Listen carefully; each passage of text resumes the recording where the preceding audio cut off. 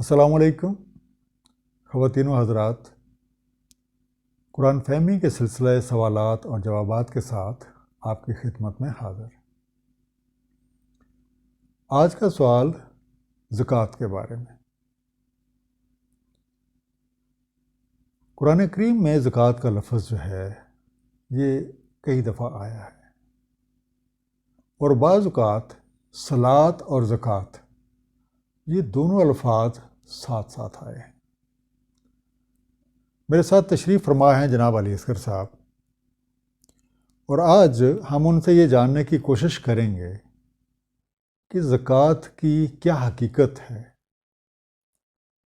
اور خاص طور پہ جب یہ دونوں چیزیں اکٹھی آتی ہیں، واقعی مصالات وات و زکوٰۃ، تو ان دونوں میں کیا قدر مشترک ہے جس کے لیے ہم سب کو کوشش کرنی چاہیے۔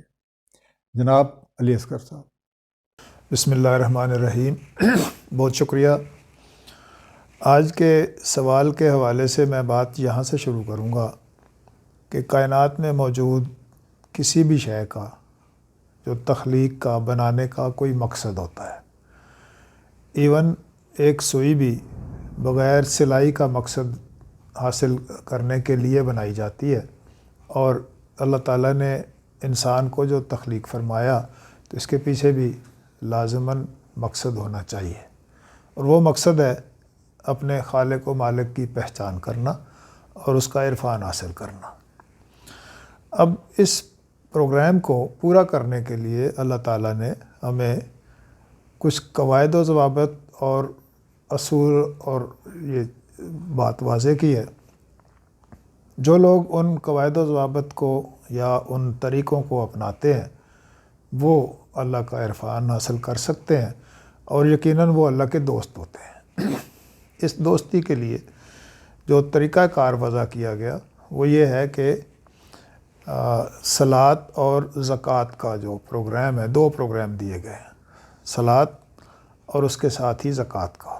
اکثر جگہوں پہ صلاۃ کے ساتھ ہی زکوٰۃ کا ذکر بھی آیا ہے۔ صلاۃ کا مطلب براہ راست کنیکشن یا رابطہ ہے، اور زکوٰۃ کا جو مقصد جو لفظی طور لغوی طور پر ہم معنی لیتے ہیں وہ پاکیزگی یا صفائی کے ہے۔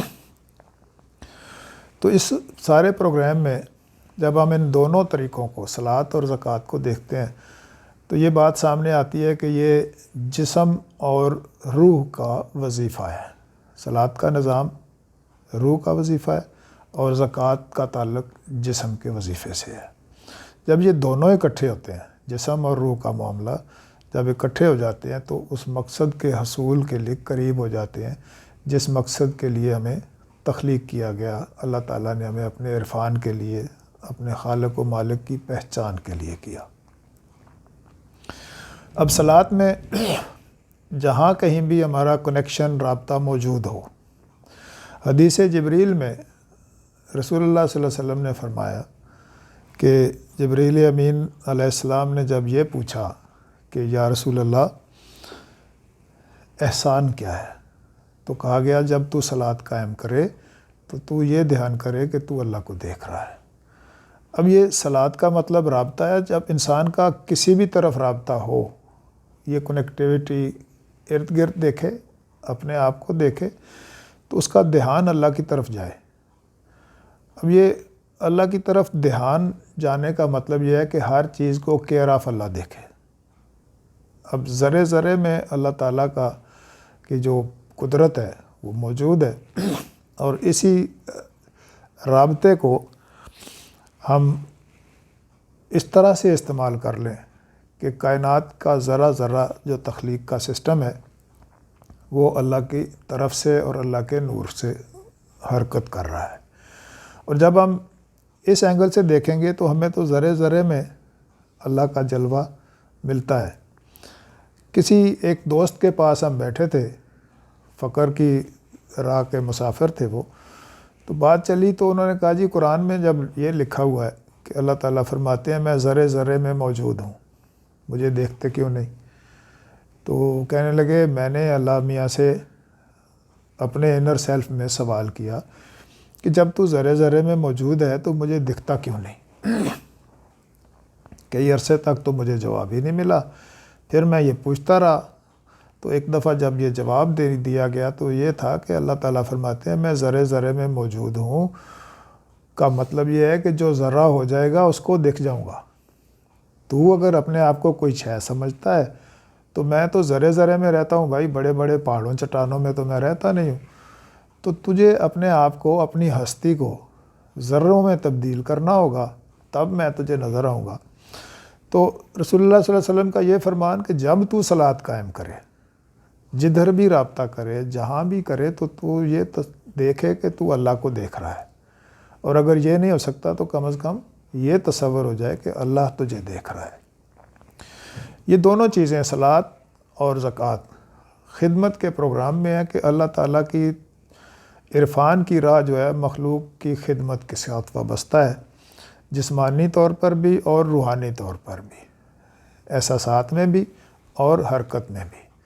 تو تزکیہ زکوٰۃ کا جو نظام ہے یہ صلاۃ کے ساتھ جڑا ہوا ہے, اور اس کو حاصل کرنے کے لیے ہمیں پہلے تو اپنے اندر سے غرور و تکبر کا اور اپنے بڑے پن کا احساس ختم کر کے عاجزی اور انکساری کی طرف آنا پڑے گا, اور اپنے آپ کو بحیثیت بندہ پیش کرنا پڑے گا.